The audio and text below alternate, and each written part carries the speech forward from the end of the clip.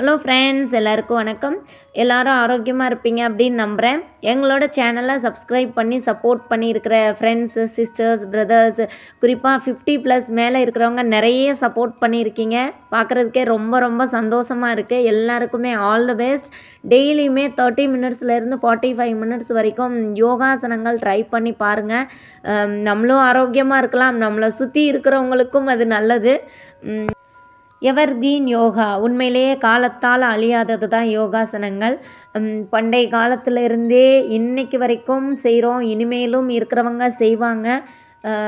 எப்பயுமே ஒரே மாதிரி பலன்கள்லாம், ஒரே மாதிரியான பயிற்சிகள் தான் இருக்கும். நம்மளுக்கு சூட்டபிளான ஆசனங்களை நம்ம செலக்ட் பண்ணி அதுக்கு தக்கன கவுண்ட்டை இன்க்ரீஸ் பண்ணி செஞ்சிட்டே இருக்கணும். 10 கவுண்ட்டுனா 10 கவுண்ட்லேயே நின்றுட்டே இருக்கக்கூடாது. 20, 30, 1 மினிட் வரைக்கும் நம்ம முயற்சி பண்ணி பார்க்கணும். இன்றைக்கி நம்ம பார்க்க போகிற ஆசனம் தனுராசனம்.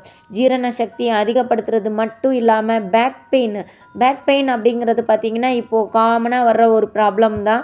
சின்ன குழந்தைங்கள்லேருந்து பெரியவங்க வரைக்கும் சீட்லேயே உட்காந்துருந்தாலும் சரி, ஏதாவது வேலை பார்த்துட்டே இருந்தாலும் சரி, நின்றுட்டே இருந்தாலும் சரி, எந்த வேலையில் இருந்தாலும் கூட பேக் பெயின் அப்படிங்கிறது காமனாக சொல்கிறது தான். அதுக்கான ஒரே ஒரு ஆசனம் மட்டும் இன்றைக்கி நம்ம பார்க்க போகிறோம்.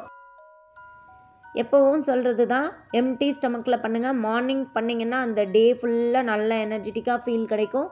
ஈவினிங் தான் பண்ண முடியுது அப்படின்னா லன்ச் முடிச்சதுக்கப்புறமா 3 ஹவர்ஸுக்கு பிறகு யோகாசனங்கள் செய்ய ஆரம்பிங்க.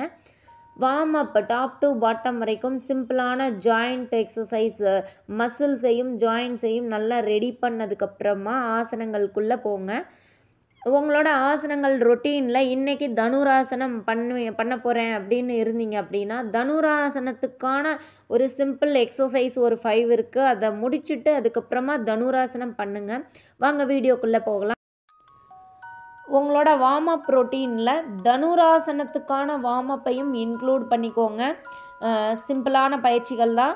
ஷோல்டர் ரொட்டேஷன் ஃபார்வேர்டு ஒரு 5 கவுண்ட்டுக்கும் பேக்வேர்டில் ஒரு 5 கவுண்ட்டுக்கும் ஸ்லோவாக பண்ணுங்கள்.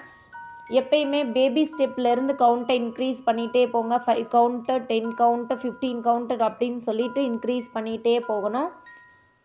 நெக்ஸ்ட்டு உங்களோட எல்போவை பெண்ட் பண்ணிவிட்டு ஃப்ரண்ட் அண்டு பேக் உங்களோட கைகளை நல்லா ரொட்டேட் பண்ணணும்.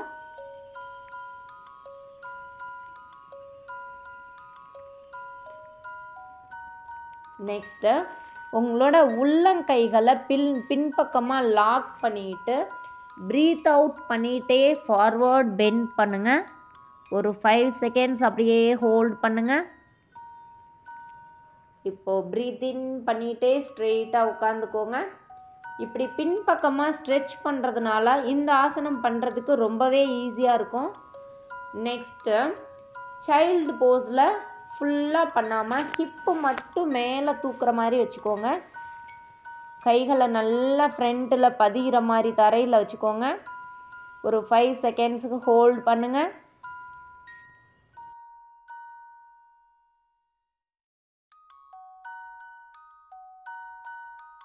ஹிப்பு மட்டும் நல்லா மேலே தூக்கியிருக்கணும். நெக்ஸ்ட்டு நல்லா வஜ்ராசனத்தில் உட்காந்துக்கோங்க.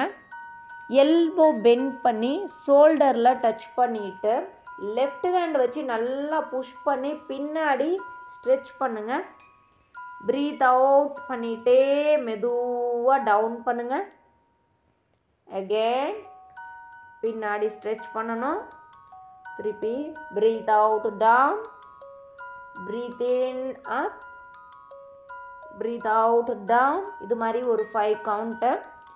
நெக்ஸ்ட்டு உங்களோட லெஃப்ட் ஹேண்டோட எல்போவும் டச் பண்ணி இதே மாதிரியே பண்ணணும். ரிலாக்ஸ் பண்ணிக்கோங்க. லோ பேக் பெயின் ரொம்ப கடுமையாக இருக்கிறவங்க, அப்புறம் நெக் பெயின் அதிகமாக இருக்கிறவங்க, ஹை பிபி, லோ பிபி இருக்கிறவங்க இதை அவாய்ட் பண்ணிக்கோங்க. மற்ற எல்லாருமே இந்த ஆசனத்தை ட்ரை பண்ணலாம். இப்போது உங்களோட யோகா மேட்டில் குப்புறப்படுத்த நிலையில் ரிலாக்ஸாக படுத்துக்கோங்க. இப்போது ஒரு கால் மட்டும் பெண்ட் பண்ணி ரைட் லெக்கை ரைட் ஹேண்டால் ஆங்கிளுக்கு பக்கத்தில் உங்களோட கால் கொலுசு போடுவாங்க இல்லையா, அந்த இடத்துல டைட்டாக பிடிச்சிக்கோங்க. உங்களோட செஸ்ட்டையும் தொடை பகுதியையும் எவ்வளோ உங்களால் தூக்க முடியுமோ மெதுவாக மூச்சை இழுத்துட்டே உள்ளே இழுங்க, மெதுவாக தூக்குங்க. ரிலாக்ஸ். மூச்சை வெளியே விட்டுட்டே இப்படியே படுத்துக்கோங்க. நெக்ஸ்ட்டு இன்னொரு காலுக்கும் இதே மாதிரியே பண்ணணும். உங்களோட ஆங்கிளில் நல்லா டைட்டாக பிடிச்சிக்கோங்க. ப்ரீத் இன் பண்ணிகிட்டே செஸ்ட்டையும் தொடை பகுதியையும் நல்லா தூக்குங்க. தலைப்பகுதியும் நல்லா மேலே தூக்கணும். ப்ரீத் அவுட் பண்ணிகிட்டே மெதுவாக டவுன் பண்ணுங்கள். இப்போது மெதுவாக உங்களோட 2 கால்களையுமே முன்பக்கமாக பெண்ட் பண்ணுங்கள். பெண்ட் பண்ணிவிட்டு உங்களோட கைகளால் ஆங்கிளில் நல்லா டைட்டாக பிடிச்சிட்டு செஸ்ட்டு நல்லா மேலே தூக்கி பின்பக்கமாக நல்லா வளைச்சி வில் மாதிரி வளைச்சி பிடிக்கணும். இதுதான் வந்து ஃபைனல் போஸ்டர், பவ் போஸ். இப்படி நல்லா ஸ்ட்ரெச் கொடுக்கறதுனால என்ன ஆகுதுன்னு பார்த்தீங்கன்னா, நம்மளோட செஸ்ட்டு நல்லா விரிகிறதுனால சுவாச உறுப்புகளுக்கெல்லாம் நல்ல பலன் தரும். முதுகெலும்புக்கு நல்லா ரத்த ஓட்டம் அதிகமாகுது. ஷோல்டர் வந்து உங்களோட முதுகில் பின்பக்கமாக ஒரு ப்ரெஷர் கொடுக்குற மாதிரி நல்லா அழுத்தமாக இருக்கணும். வயிற்றுப்பகுதி நல்லா அழுத்துறதுனால மலச்சிக்கல் பிரச்சனை கூட சரியாகும். பேக் பெயினுக்கு ரொம்ப யூஸ்ஃபுல்லான ஒரு ஆசனம் இது. இதை வந்து எல்லாருமே ட்ரை பண்ணலாம். ப்ரீத் அவுட் பண்ணிக்கிட்டே ரிலாக்ஸ் பண்ணிக்கோங்க. இந்த வீடியோ உங்களுக்கு யூஸ்ஃபுல்லாக இருந்தது அப்படின்னா நீங்களும் முயற்சி பண்ணி பாருங்கள். உங்களோட ஃப்ரெண்ட்ஸுக்கும் ஷேர் பண்ணி விடுங்க. அடுத்த வீடியோவில் வேறு பயிற்சிகளோடு பார்க்கலாம். நன்றி, வணக்கம்.